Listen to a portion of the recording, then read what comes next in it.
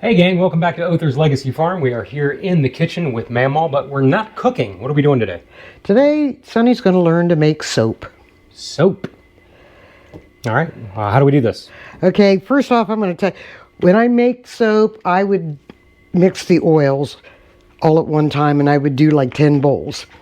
I would measure out my milk and put them in baggies. So when I go to make soap, I'd pull a bowl of the oils out, a baggie of the milk out, and the only thing I had to measure would be the lye. Goat milk soap has everything in it that you can pronounce. My oils has 30% olive oil, 30% coconut oil, 30% lard, 5% shea butter, and 5% castor oil. All natural. All natural. The soap, after it's cured, you could eat it. And my daughter's dog has. So you can pronounce everything in it. It's wonderful for your skin. There's no harsh chemicals. They wash their hair in it because shampoo strips your natural oils. And if you start using the soap on your hair, it may take a little bit for scalp to adjust to it because it's so used to having the natural oil stripped. When I first started using it, it was like, oh, like my hair feels greasy, but it's actually the natural oils going back into your hair. That's like your hair is supposed to feel that way. Yes. Like the shampoo that I was using for years would just strip all the natural oils away. Which causes dandruff. Yeah. So it's really good for you. We've been making it for about 8 years now. The price of the supplies have, since COVID, has just skyrocketed. So we're just making now what we use. So first of all, because we're working with lye, which is very caustic, you need rubber gloves. And I freeze raw milk in ice cube trays because milk has a lot of sugar in it, and the lye will make the milk hot and it burns. And if it burns, it stinks really bad. I've only done that once. What we're going to do first is we're going to mix the lye in with the milk, and you do a couple spoonfuls at a time until all the lye is dissolved. Because if you do it too fast, it will burn. We just sprinkle it on there? Yeah. It's a couple teaspoons? Yeah. And then you stir it. No, stir with this. Oh.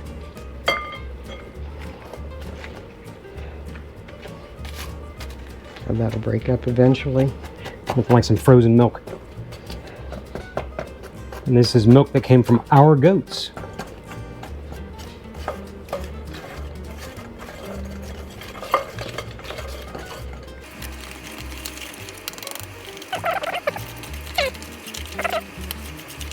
Yeah, now you can add some more.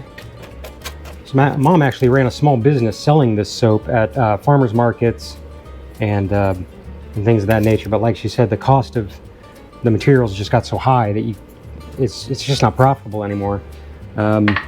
So she doesn't sell it anymore, but it's still good to know how to make, because, you know, in the future, if I need soap, I can just make it.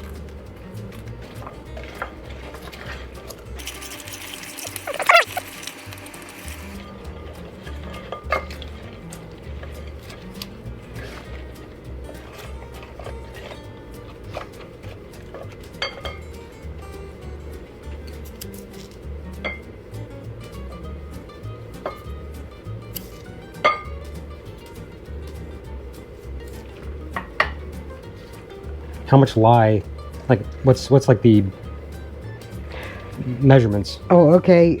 I measure in grams. There's 332 grams of olive oil, 332 grams of lard, 332 grams of coconut oil, 55 grams of castor oil, and 55 grams of shea butter. Those numbers seem very specific. Yeah. Because it has to equal out to 100 grams or 100%. Oh, I see. I got you. So it's 30, 30, 35, and 5. Okay, the milk, I have 421 grams of milk and 158 grams of lye. I think all of this stuff you could buy, yeah, in the stores. The lye we get at the hardware store. It's household We just got it at the hardware store. You just find it at any big box store? Well, I think we had trouble like at Home Depot finding it. So you just have to make sure that it's 100% lye. It's also called sodium hydroxide. And I have read that you can make your own lye. I've never tried it, out of wood ash. So I don't know how that's done. But if worse comes to worse, I'm sure there's a video on YouTube. you have to make sure that and you can usually feel it, whether there's still like little grains of lye, because it'll get real smooth. Can you feel it? Yeah, I can a little bit. I feel like kind of like salt granules a little bit. You just keep stirring, even after it's melted. Keep stirring until you don't feel any.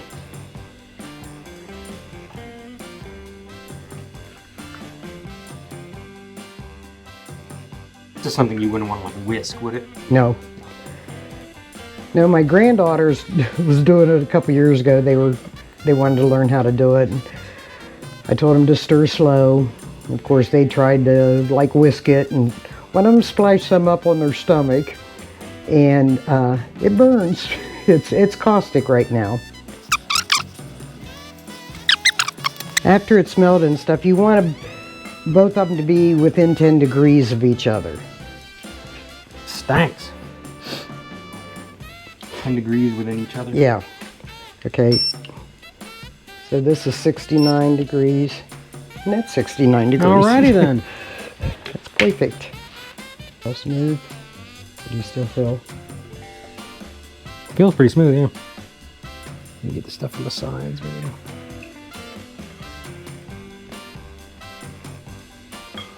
Okay. So what we'll do next is we pour the lye into the oil mixture. Never pour the oil into the lye. It could splash up. Well, not only that, yeah, there's some kind of reaction. Right.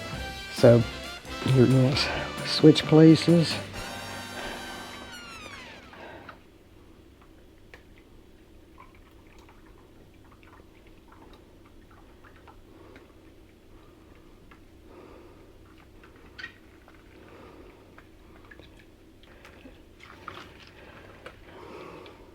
All right. Okay, the next thing we're going to do is immersion blender.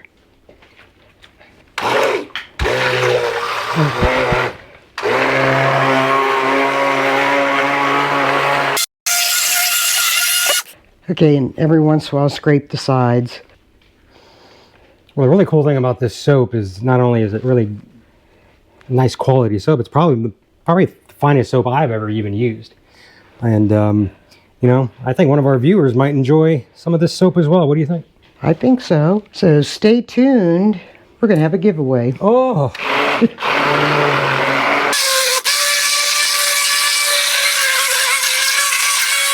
See how thick it is. Okay, it'll start thickening up when we gets to the like a runny pudding. Then we pour it into the molds. A little bit more after it's thoroughly mixed. We'll mix Tequila. 2 ounces of this is fragrance oil. It's the chai, which is George's favorite. That is nice. What's your favorite? See, my favorite is the cherry almond. Cherry almond's good. The lavender charcoal. We had a customer that would just buy lavender charcoal, and he wouldn't even use it as a soap. He would use it as an air freshener next to his chair. No, that was the leather. Oh, the leather. No, I had 3 men buy it for their beards. Oh, their beards, yeah. Because they said their beards itched and it helped. My granddaughter uses it for acne. Well, there you go. You can pour that in.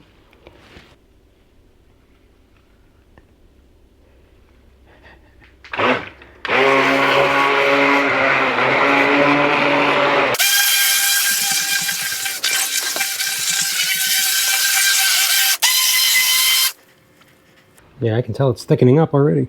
Yeah.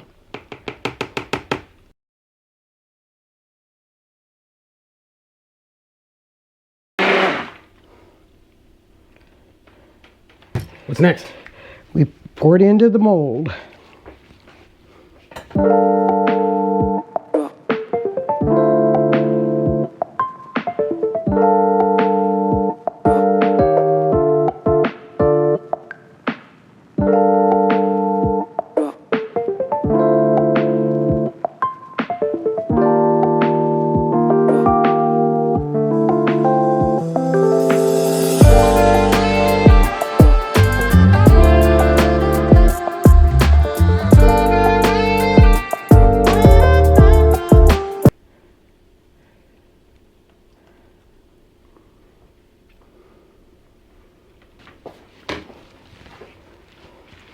Okay, it'll start getting a little bit, yeah, it's still a little runny.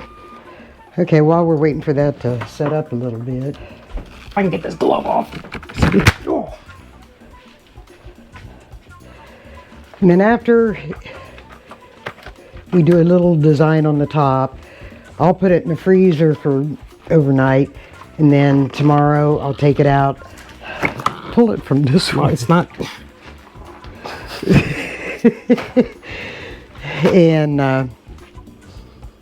let it thaw out and stuff, and then I'll slice it. The reason I put it in the freezer is because it gets hot, and a lot of times if it gets too hot, it'll volcano. So it splits and it like oozes out in the middle. Oh, it's like the chemical reaction that's Right. that's happening. Because it gets hot. And sometimes even in the freezer, the center you'll have like a darker circle, and it's called the gel phase. And you can let it go and the whole thing can be gelled, or I don't.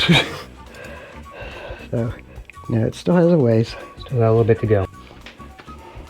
Well, I guess we can talk a little bit about the giveaway then. So like I said, Mom used to make these soaps as a business venture, and she was really good at it, and people really, really love the soaps. So we wanted to kind of share the love with you guys too, our faithful subscribers. So we are having a giveaway of 5 bars of Other's Legacy Farm soap. It's branded. Check it out. And we got 5 different bars here. We have, well, peppermint, and this is the essential oil. Yeah. Oh, it's so good. Then lavender mint. Smell that. That's essential oil too. Smell it. Yep, there's my personal favorite, the lavender charcoal. Put it all over my beard. Leather, which was the one we talked about. This is the one that the gentleman used it as an air freshener in his house. See, now that one's got it. See the center gelled? Oh, okay. The center gel that Mamaw was talking about. I don't know if you can see that. Which it's okay. It's just not ideal. Well, some people like to have their whole bar gelled. And and then because of the season, the Christmas season, frankincense and myrrh. It's good enough for Jesus. It's good enough for you guys. Is that an EO or? That is not. No. No, that's just regular. That's a fragrance oil. And then we have a soap holder as well. A nice little wooden soap holder. So how you enter is super, super easy. You have to be a subscriber. You have to like the video and then put a comment down on what your favorite Christmas tradition is. And we were talking earlier this week, like as we get older, like the things that you get for Christmas don't really seem to matter as much as the time spent with the people you love and the traditions you have. So what are some of your favorite family traditions? Put it down in the comment section, and then we will randomly pick a winner probably next week. Next week, and then we will ship this out to you, unless you live like across the world. Yeah, for the United States. For the United States only, sorry. I mean, we wanted to give back to you guys. I mean, we're not a big channel, but we appreciate every single one of you, so we wanted to do something nice this Christmas. It's starting to harden up. I gotta let the dog in.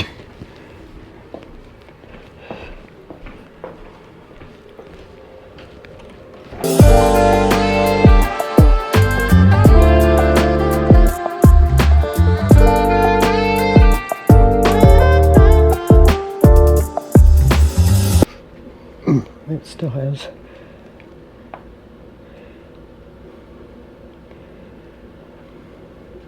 The texture on the top, that's just for aesthetics, right? Yeah. Just make it look fancy. Would you look at this? You know what I mean? Yes. The biggest share of my soap uses this recipe, except for the poison ivy. Now, the poison ivy soap is anti-poison. Anti-poison. It's got jewelweed in it. Yes. And it's the same except it has jewelweed infused olive oil. So you can make this as fancy as you want. You can do swirls or lines, whatever. Well, I hope you enjoyed this video. I hope Sonny learned something. I think he did. And we just thank you for hanging out with us. Yeah. Yeah, whether it's making soap or watching us build a fence, whatever it is, every single video that you guys watch, it just means the world to us. And thanks for sticking around with us this year, and then next year will be even better, I think. I hope. And if you have any suggestions of what you might be interested in. Yeah. I mean, because wintertime's slow. Yeah, most of you guys don't live on a farm, so maybe like, hey, what is this like, or what is that like? And maybe we'll, we could try to accommodate you, so. All right, bye.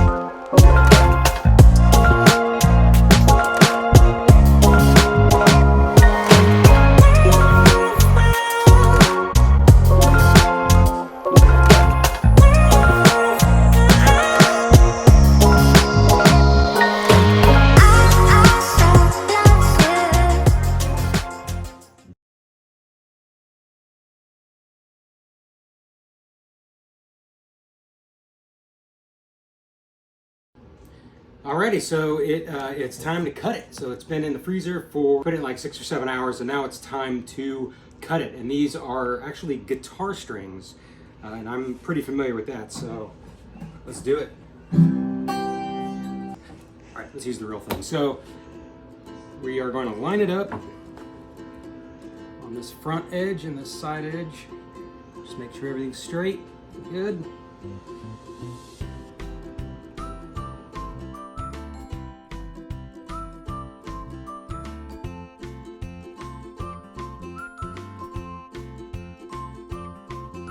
There's always one little piece left, the end piece.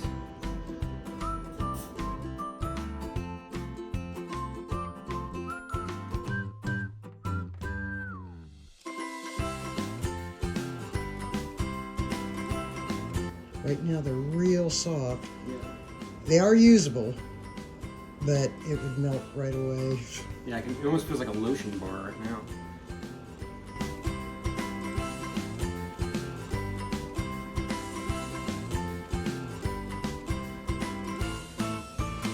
So they'll cure for 4 to 6 weeks.